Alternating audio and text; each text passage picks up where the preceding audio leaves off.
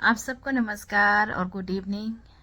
मेरा नाम युमी पोटम है और मैं गवर्नमेंट कॉलेज दापोरिजो में हिस्ट्री पढ़ाती हूँ, इतिहास। तो आज का वीडियो होने वाले हैं एक गालो समाज का फोक स्टोरीज, जिसका नाम है आवतानिस मैरिज विथ प्रियटामु और रिदिटामु।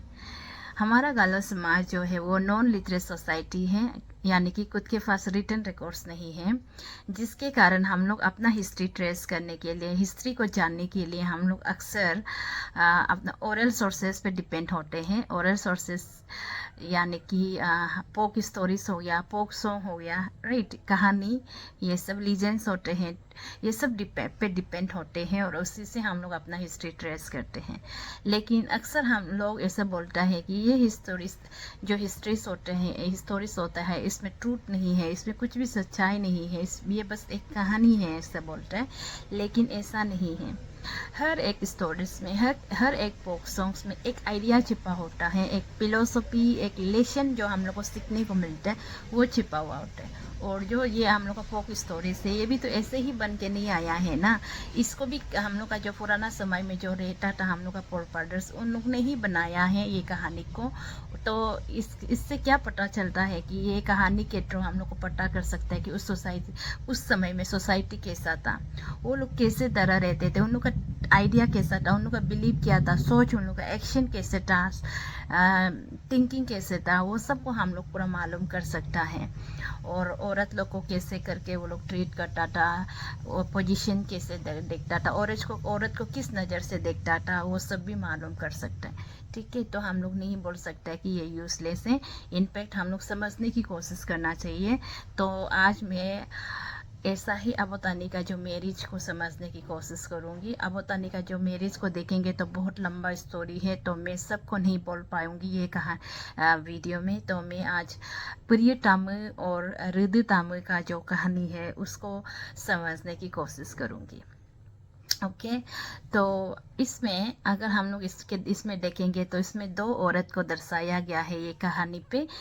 दो औरत विथ डिफरेंट डिफरेंट कैरेक्टर्स, दो कैरेक्टर्स हैं, ठीक है, उसको दर्शाया गया है। इसमें हम लोग समझ सकते हैं कि औरत को कभी अच्छा अच्छा वाला रूप में, कभी खराब वाला रूप में, दोनों में दिखाया गया है ये कहानी में। तो ये कहानी में दो कैरेक्टर है, एक प्रियटामु है और एक रिदितामु है, ठीक है, जिसको दोनों को अवतानी ने शादी किया था।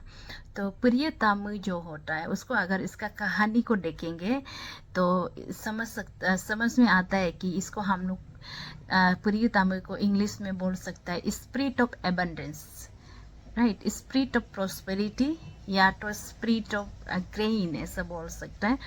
ऐसा ही ये गालो समाज का जो माइथोलॉजी है, इसको भी, ये इंटरेस्टिंग तो है, लेकिन दूसरा जो समाज का माइथोलॉजी है सिविलाइजेशन से, वो लोग भी काफ़ी इंटरेस्टिंग है। मैंने ऐसा ही एक माइथोलॉजी जिसको ग्रीक माइथोलॉजी है, वर्ल्ड में माना जाता है, वो लोग भी अपना माइथोलॉजी को काफ़ी प्रिजर्व करके रखते हैं। तो अकॉर्डिंग टू ग्रीक माइथोलॉजी उन लोग के पास भी एक गोडेस था, ठीक है, स्पिरिट्स गोडेस था, जिसका नाम है डिमेटर, DEMETER। इसको आप गूगल में सर्च कर सकता है। वो उन लोग का ग्रीक माइथोलॉजी के अकॉर्डिंग स्पिरिट ऑफ एबंडेंस था, स्पिरिट ऑफ प्रोस्पेरिटी था, स्पिरिट ऑफ ग्रेन था, गॉड ऑफ प्रोस्पेरिटी और एबंडेंस था। इसी तरह हम लोग का यहाँ पे भी ये प्रियटामु का कहानी कुछ उसका ही जैसा कुछ है। और जो इंडियन हिंदू माइथोलॉजी को अगर देखेंगे तो प्रियतामु का जैसा कुछ और कैरेक्टर्स है, जैसे कि आपका मान सकता है लक्ष्मी को मान लो, right, goddess of wealth, goddess of auspiciousness, goddess of prosperity ना, ये लक्ष्मी है हमारा।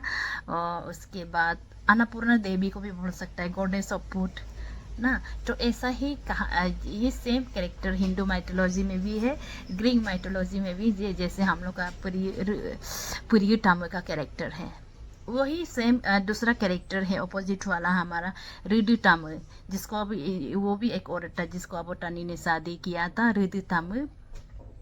रिदितामु को देखेंगे तो इसमें हम लोग देख सकता है कि ये spirit of hunger, right, spirit of hunger, एक इसको बहुत जो भूख खाने वाला, खाते रहने वाला, कुछ भी कंट्रीब्यूट नहीं करने वाला पट्टी को ऐसा वाला औरत के रूप में दर्शाया है। तो ऐसा ही स्पिरिट्स अगर ग्रीक माइथोलॉजी में फिर देखेंगे तो ऐसा ही एक रूप है औरत का जिसका नाम है लिमोस। वो spirit of hunger, spirit goddess of poverty, goddess of starvation के नाम से जाना जाता है इस गॉडेस ऑफ लिमोस। और इंडियन माइथोलॉजी को अगर देखेंगे तो यहाँ पे एक ऐसा ही वो है औरत को दर्शाया है जिसका नाम है जयस्ता। और इसको मुँह देवी भी बोलते हैं, स्पेशली जो साउथ इंडियन माइथोलॉजी में मुँह देवी, इसको हम लोग जो करप औरत का रूप में दर्शाया है, जो हंगर होता है, लेजी होता है, काम करने मन नहीं होते, बस खाता है ऐसे वाला, राइट, मिसफॉर्च्यून, राइट, स्टारवेशन, ये सब का रूप में दर्शाया है। तो ऐसा ही हमारे यहाँ पे ऋतुताम है दोनों औरत। तो थोड़ा सा कहानी ब्रीफ में अगर बोलेंगे तो आबो तानी ने एक औरत को शादी किया था जिसका नाम था प्रियताम, राइट। प्रियताम बहुत एक अच्छा पत्नी हुआ थे, जो ऐसा था कि एक छोटा सा दान को अगर वो खाएंगे ना तब भी वो मतलब पूरा फैमिली को पहुंच जाता था अच्छे से, राइट। और वो प्रियताम को अगर देखेंगे तो एक ऐसा था कि वो हाउस होल्ड मैनेज करने सकता था, वो जो कॉन्शियस वाला औरत था, ठीक है। जुडिशियसली जो मतलब घर का जो खाना पीना होता है उसको जुडिशियस वे में यूज़ करना, केयरफुली यूज़ करना, राइट, वेस्ट नहीं करना, ऐसे वाला औरत का रूप में दर्शाया गया है, राइट। तो ऐसे करके आबोतानी जो जब उसका प्रियतम को शादी करके था तो आबोतानी का कुछ खाने पीने का कुछ कमी नहीं होता था, फैमिली को कुछ भी प्रॉब्लम नहीं होता था। तो हर मतलब पूरा सफिशियंट था, सेल्फ सफिशियंट था आबोतानी, ऐसा कहा जाता है।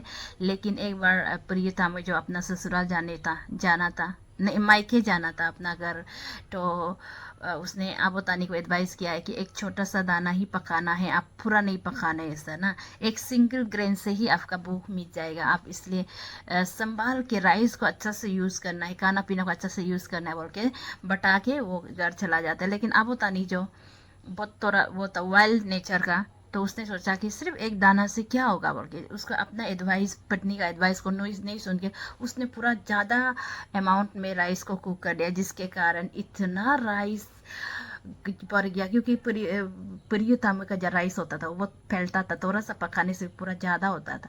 तो आबोतानी ने इतना ज़्यादा पका दिया, पूरा 2-3 ये क्या था तपला मतलब वो मग पका दिया, जिसके कारण इतना ज़्यादा हो गया, घर भर्ती हो गया, इतना ज़्यादा खाना बन गया कि पूरा बस्ती वाला आके खा रहा है, ख़त्म नहीं हो रहा है, नेबर्स लोग को बुला के खा रहे हैं, नहीं ख़त्म हो रहा है इसके, ऐसा। तो उसके बारे में बाद में प्रियतम को सुनने मिलता है कि आबोतानी ने ऐसा कर दिया, खाना का वेस्टेज कर दिया, मेरा एडवाइस नहीं सुना, तो वो गुस्सा हो गया, ठीक है, आबोतानी से नाराज हो गया।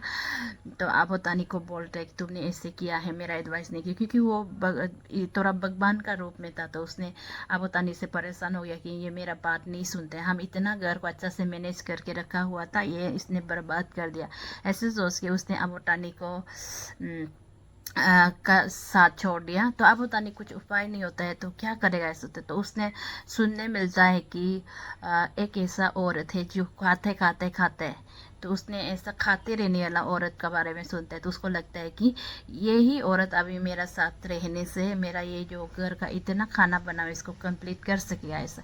इसलिए उसने एक औरत को शादी करता है, ऋतुताम उसको अपना घर में लाता है, और घर में लाने का साथ साथ जैसा सुना था ऐसा ही ऋतुताम ने पूरा घर का खाना खत्म, जो बस्ती लोग पूरा ख़त्म नहीं कर सकता था उसको उसने अकेला पूरा ख़त्म कर दिया। और लेकिन कुछ दिन बाद आबोतानी को ये रियलाइज़ हुआ कि ये ऋतुताम है, इसका तो भूख मिटने ही नहीं मिटता है, जितना खाना खिलाओ पूरा घर का खाना खत्म, जो पूरा ग्रेनरी का राइस खत्म, सब कुछ खत्म हुआ, लेकिन इसका भूख मिटता ही नहीं है, खाते जा रहे, इसको तो संभालना मुश्किल हो गया, ऐसे सिचुएशन आ गया था। तो एक दिन आबोतानी जो बहुत परेशान हो गया और ऋतुताम को बोलता है कि तुम किससे पत्नी है ना, हमको कंट्रीब्यूट नहीं करता है, हमारा सपोर्ट नहीं करता, सिर्फ खाते रहता है। तो ऐसा बोल के गाली दिया है। तो रिदु तामू भी गुस्सा हो गया, मतलब शर्म लग गया उसको, इसलिए रिदु तामू भी अबोतानी का घर छोड़ के चला गया और नदी में जाके कहीं डूब गया ना, गायब हो गया। इसलिए हमारा गलो समाज में ये अभी तक कहानी है कि नदी में गायब हो गया रिदु तामू, जो जिसके कारण जब भी नदी में जाता है थोड़ा ज़्यादा भूख लगता है। आप भी महसूस करके देखिए, क्या ऐसा होता है क्या, नदी जाने से भूख लगता है क्या?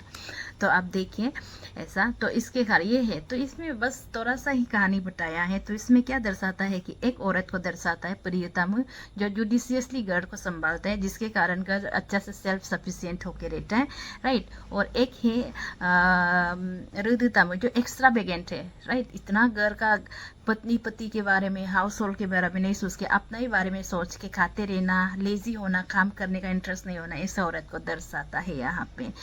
तो हम इसमें हम लोग क्या लेसन सीख सकता है कि आबोतानी जो का गलती के बारे में, आबोतानी का सिर्फ नहीं, इसमें बस आबोतानी का नाम लिया है, लेकिन इसमें असली में लड़का जो लोग का, जो मेन लोग का जो कैरेक्टर है उसको दर्शाया है यहाँ पे, राइट। तो इसमें क्या दर्शाया है कि लड़का जो अगर वो मेन जो अगर पत्नी का बात नहीं सुनेगा, पत्नी जो घर को अच्छा से मैनेज करता है, उसको एडमायर करना है, उसका जो एडवाइस होना है उसका होता है उसको सुनना।